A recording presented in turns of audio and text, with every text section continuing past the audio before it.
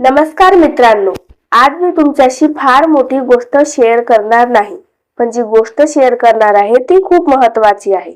आज फक्त आपल्या रोजच्या आयुष्यात घडणाऱ्या साध्या गोष्टींबद्दल मी बोलणार आहे।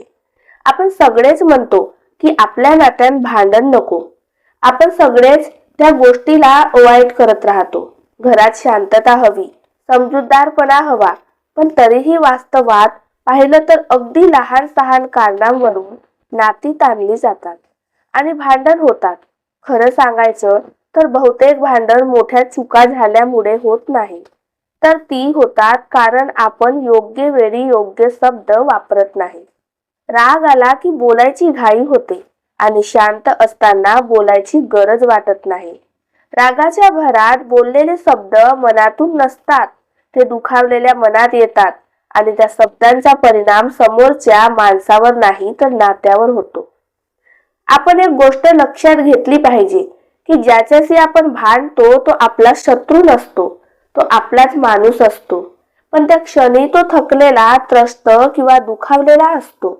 अशा वेळी जर दोघांनी हट्ट धरला आणि आपलंच बरोबर आहे हे सिद्ध करायचा प्रयत्न केला तर भांडण वाढत जातं। पण जरी माणूस शांत राहिला तर अनेक वेळा भांडण तिथेच थांबतं। नात्यामध्ये प्रत्येक वेळी उत्तर देणं गरजेचं नसतं।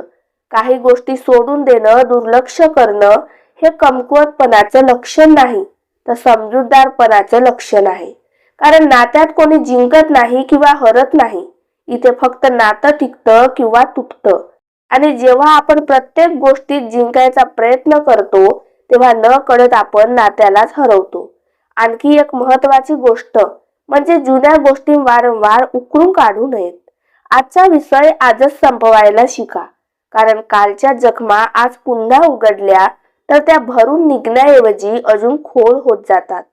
त्या भरून निघल्या पाहिजे म्हणून बोलताना आवाज महत्त्वाचा नसतो, तर शब्द महत्त्वाचे असतात आणि ऐकताना उत्तर देण्यापेक्षा समजून घेणं जास्त गरजेचं असतं।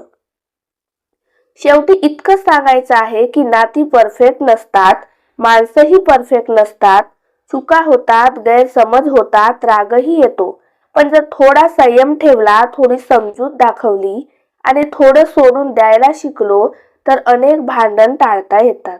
म्हणून आता एवढंच करा, शांत राहा, समजून घ्या आणि नात्याला जिंकू द्या।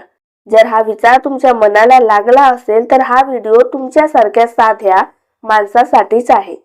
जर व्हिडिओ आवडला असेल तर नक्की लाईक करा, कमेंट करा, शेअर करा आणि नवीन असाल तर सबस्क्राईब करा असेच व्हिडिओ बघण्यासाठी। भेटू दुसऱ्या व्हिडिओमध्ये।